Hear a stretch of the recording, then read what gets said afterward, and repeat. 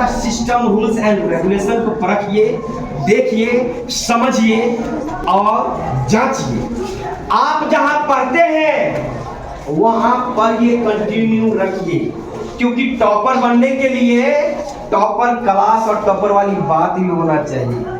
मैं तो कहता हूं नॉलेज हर जगह है। आज के डेट में हर एक फैमिली में एक ना एक मोबाइल होता ही है कि नहीं होता है। मान लो कि आप कोई चैप्टर पढ़ रहे हैं, आपके घर पीछे वाले ऑफलाइन में पढ़ रहे हैं, कोई डॉट रह गया, गूगल कर लीजिए, यूट्यूब पे लेक्चर अटेंड कर लीजिए, प्रैक्टिस मिल गया। प्रैक्टिस से ना करना है आपको।